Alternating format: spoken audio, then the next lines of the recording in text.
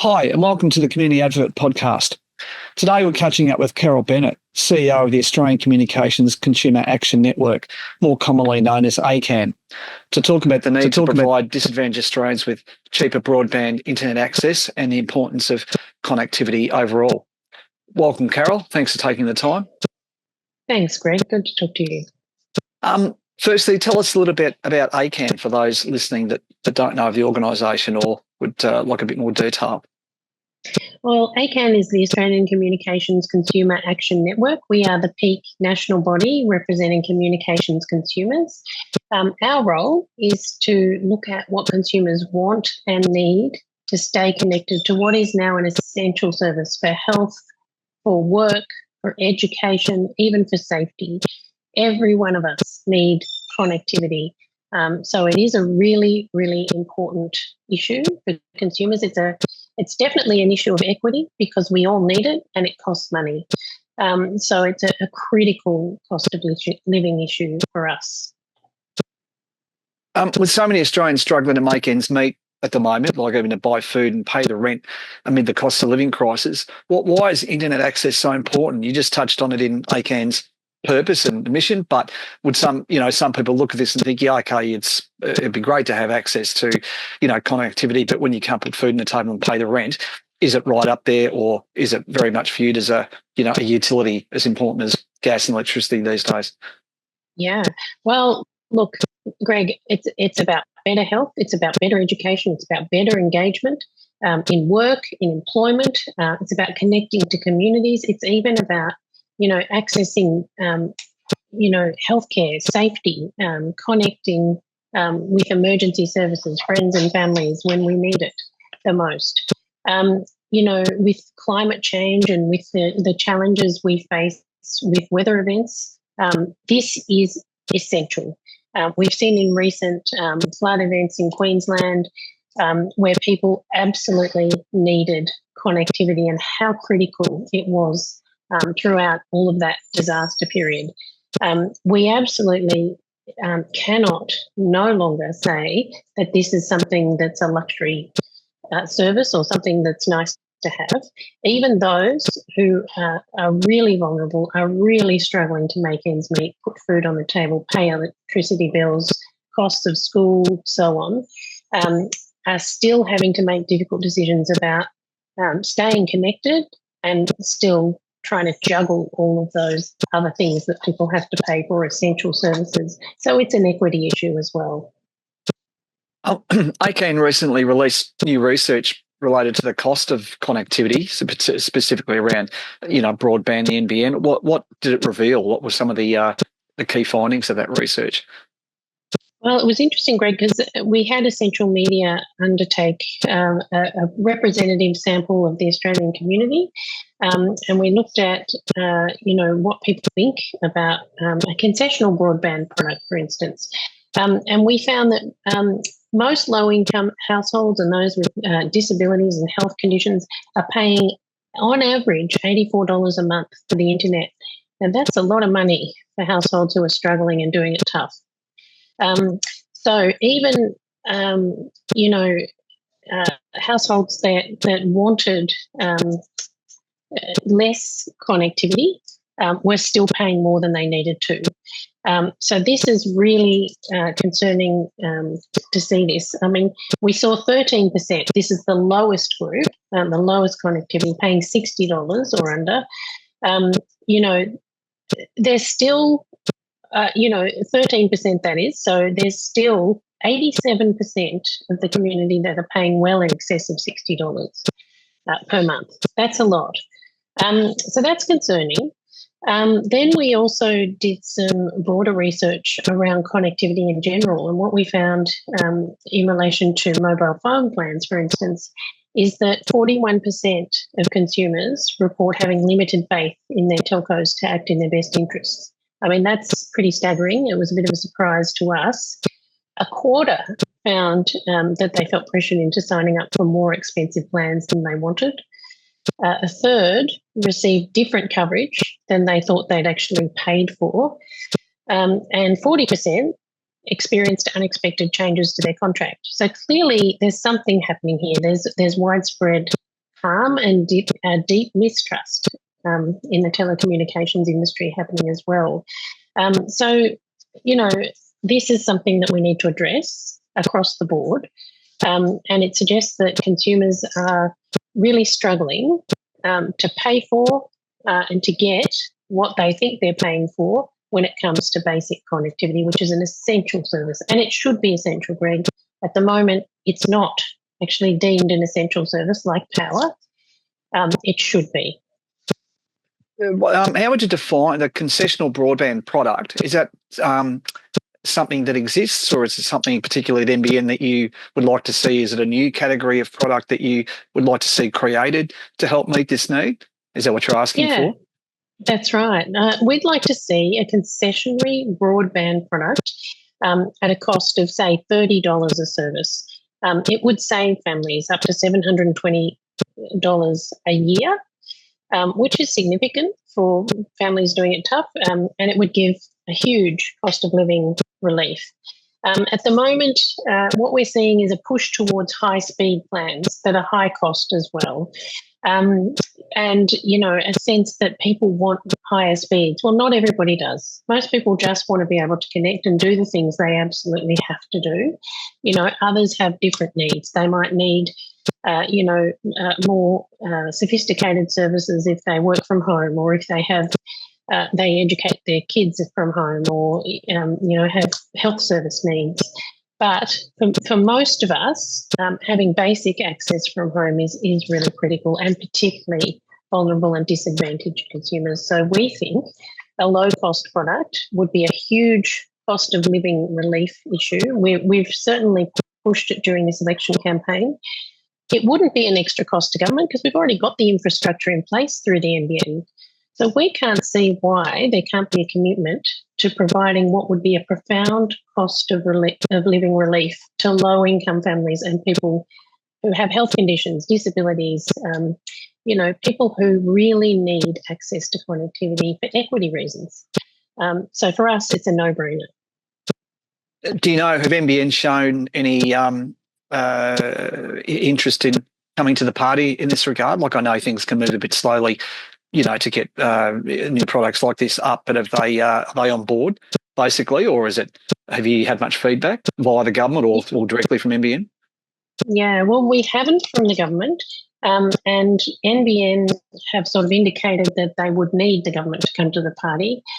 So it is something we'll definitely continue to pursue, whether it be during the election campaign or post the election, because we think this is something that is fundamental to ensuring that Australia continues to grow and thrive, and, that productivity, but also, just basic access to services that we all need is on offer to people regardless of their income or where they live.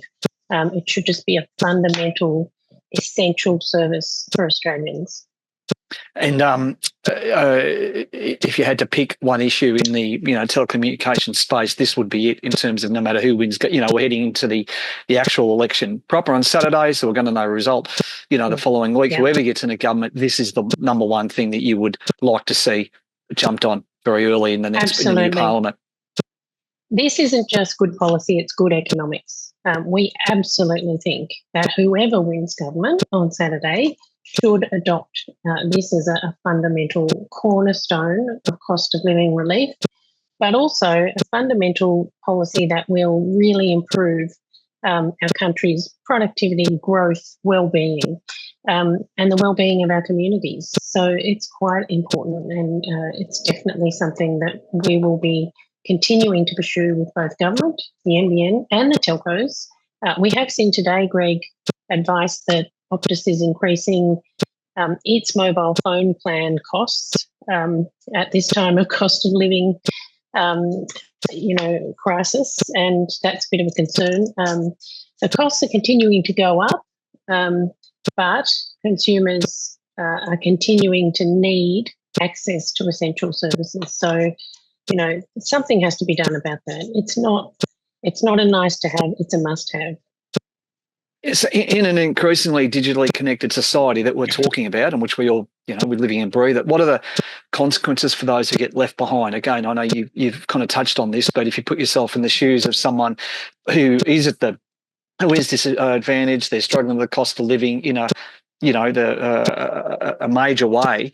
What are the consequences of someone like that says, well, I simply can't afford broadband or mobile phone access and don't have it? Like how, what I'm thinking are things like, does it impact Centrelink? If this is the sort of position you're in terms of accessing help, My Gov portal, all that, are they the kind of things that you're thinking of?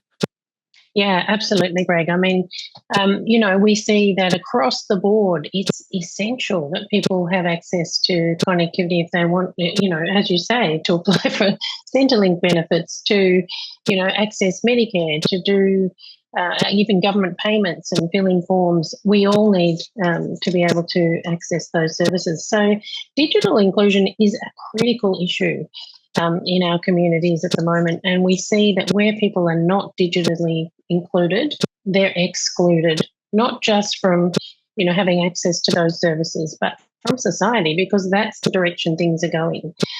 So it can have dire consequences in all sorts of areas, in health, in education, for our work and productivity and access to work.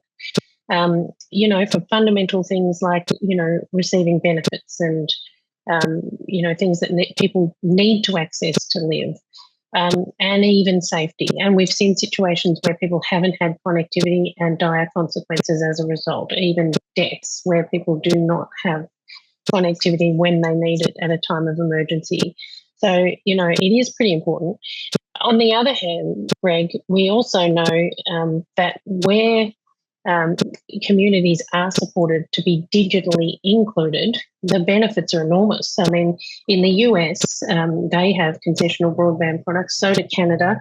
And, you see results coming out of there that for every dollar spent, there's more than, the benefits more than exceed the cost, that healthcare savings result, that there's increased earnings for students who've had access to these products, wage gains for greater workforce participation, these sorts of things, better health, better education, better engagement in work and employment, stronger communities. So it's absolutely worth investing in. I noticed today, in the media, literally just published that Telstra are pushing for 3 phone boxes to be heritage listed because of the role they've played in connecting disadvantaged Australians in particular, which really did jump out at me. Obviously, the narrative for a long time is the number of phone boxes are disappearing, and it's seen a bit, to be a bit old school. But it and 3, for our listeners that hadn't seen it, the one was is in a remote Indigenous community in the Northern Territory, the Doomadgee, which is being nominated because of its links to the outside world. Like, this is how this community, connects to the outside world. One of the phone boxes in inner city Melbourne in Brunswick, which has recorded the highest number of calls to crisis support lines. And the other one is in Narooma, New South Wales, which played a vital role during the Black Summer fires. I know the issues that you just touched on in terms of natural disaster and that kind of thing. That really does reinforce all the things that you've been saying about that even in an age of mobiles, that even public phones are still indispensable to have, at the very, very least, to be able to go to a public phone to connect. Yeah, well, it's great to see Telstra pushing for that and recognising, as Telstra tend to do, that this is an important community benefit, and they do make an effort to try and ensure that people can access their products and services. And I know that they do engage closely with communities all around the country, so that's really great. I think, Greg, we currently have a universal service obligation that does include landlines and payphones. We will shortly be moving away from that. So keeping those phone boxes heritage listed is a great thing. People are using those in vulnerable situations. What the government have proposed is that the telcos, through the new obligations, that will come into effect, because that, landline payphone setup is quite dated now. Most people don't access connectivity in the ways we used to. But what they've suggested is the telcos have to be obliged under the new universal service obligation to put in place a basic safety net for people to be able to connect regardless of where they are and regardless of their ability to pay for a service. And that's really important. That uses satellite technology, which is new, which basically is a LEOsat, a low Earth orbit satellite, connecting directly to people's devices. Now, this is critical because in a time of outages, in a time of weather events, the geographical diversity of our country means that people sometimes cannot access 000 even at a time when they need it. So, having access to this extra layer of technology is pretty critical. Does it mean that the telcos won't be obliged to still provide the infrastructure that connects people to things like landlines and payphones and all the other services that we currently get from the terrestrial network? But it does give us that extra layer of guarantee of connectivity when people most need it. So we're really supportive of that policy. And certainly if the Labor Party wins government this weekend, we will be absolutely behind the introduction of legislation that would see, text and phone calls, voice calls actually supported through LEOsats as a fundamental service to all of the community, universal, to ensure that we're all connected when we most need access. Thanks, Carol, for that comprehensive overview. And as I say, no matter who gets up after SAP Day, hopefully they'll treat this as a priority issue for the the important reasons that you've outlined. But we'll know next week. But hopefully they're of like mind, because it's important no matter which political party wins government. Thanks again, Carol, and for taking the time. Join us again next time for the Community Advocate podcast.